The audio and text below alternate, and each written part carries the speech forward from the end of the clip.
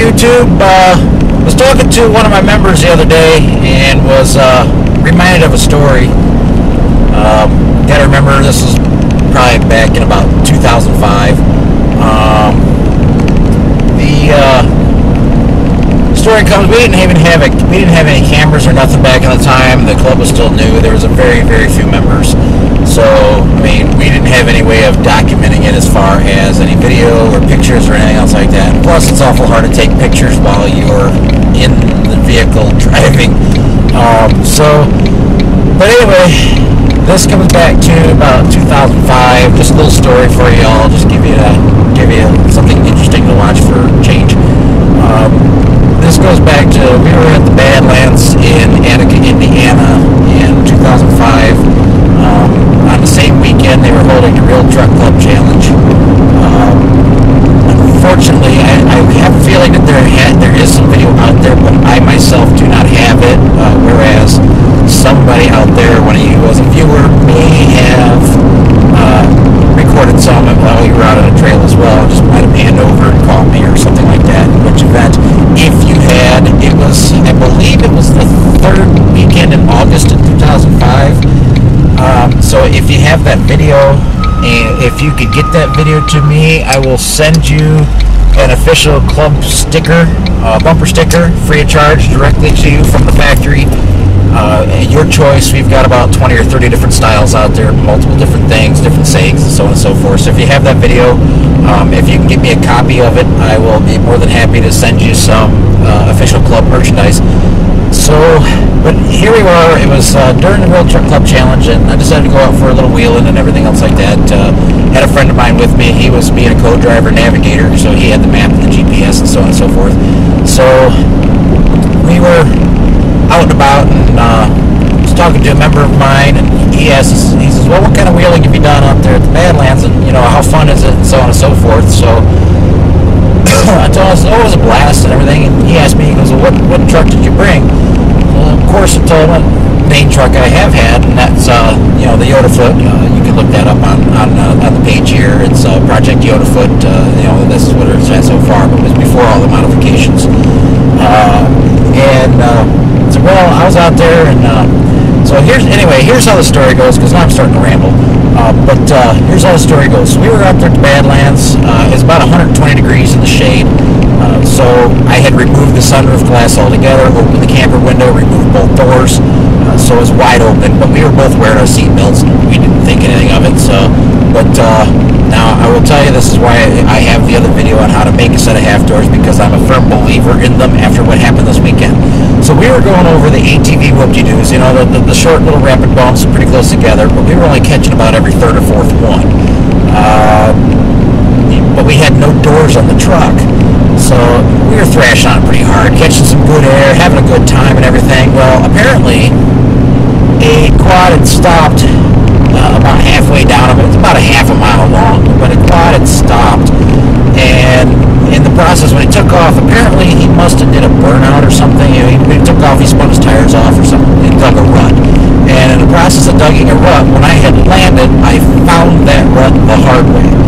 So I caught that rut, launched the truck up in the air, only this time it took off a little funny. It was kind of cocked to the right and, flying kind of sideways a little bit. So easily they could end badly. They could be end very badly.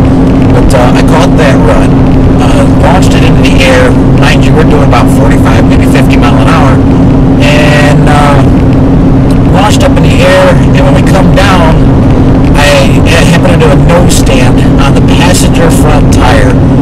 In essence, it bent some stuff up, and it did do some damage, but really, what mainly it did was it pushed the A-arms, because it's independent front suspended, it pushed the A-arms on the passenger side back 2 inches, and actually made the wheelbase length of the passenger side 2 inches shorter than the driver's side. But in the end, why it landed on that side like that, just from the takeoff, and not only did it bend some A-arms, but when it landed like that, kind of cocked to the side, my co-driver, wearing his seatbelt, and the whole time he was holding on to the handle above the door, so just for stability, he was holding on to the handle. But when it landed like that, it ejected ejected him out the passenger door while he was wearing his seatbelt. Now, it's a funny story to tell, but it's also a learning experience. If I had had some half doors on it, at least the in-cab temperatures would have been cooler, like they were with no doors, but it would have been a safer ride. So now I have half doors to prevent this, but it ejected him out the passenger door. He was still wearing a seatbelt, just hanging by the truck. But luckily he was holding onto the handle, otherwise it would have been really bad. I could have easily rolled the truck and he would have been crushed under it. Or he could have easily fallen out of the truck and be drugged by it and went underneath the tires. But, at least we knew to hold on to something. He was holding on to the grab handle. But I swear it was something out of a cartoon. He kicked off one of those jumps because I was trying to keep the truck from rolling. So, I was doing the best to get the truck slowed down and try to get the truck stable to where it's going in a straight line to where he can get back in the truck. But he managed to kick off one of those jumps and land back in the truck. Probably couldn't do that again if we tried, but he did it that day, and that was what was important, is he managed to accomplish that feat that day to where he saved himself. I managed to save the truck. Luckily, my heart rate was going about a million miles per hour at that point, just trying to keep the truck upright. So, but he managed to get back in the truck, and by the end of the weekend, I looked over to him and I says, let me ask you something. I says, knowing what you know now, including falling out of the truck at a high rate of speed, if you had a chance to go back and do it again, would you do it again? He says, even knowing what I know now, I would be more than happy to do it again. In a half of a heartbeat, I would do it again, just because of, without small little things like that, just little mishaps like that, makes for an interesting story. Whereas if nothing would have happened, it would have been, oh yeah, we just went wheeling that weekend. We spent 3 days in Attica, Indiana. We went playing around out in some jumps out at the Badlands. We had some fun, and then we went home. That's a boring story. But this one was a little bit more interesting because, at least you could hype it up a little bit and say, yeah, we were out playing around and, I could have died. So, that gets their attention a little better. So, just thought you guys would enjoy a little story from when our club was only a year old. And it was just a little outing before we had any cameras or video cameras or, even 35 millimeter for that matter.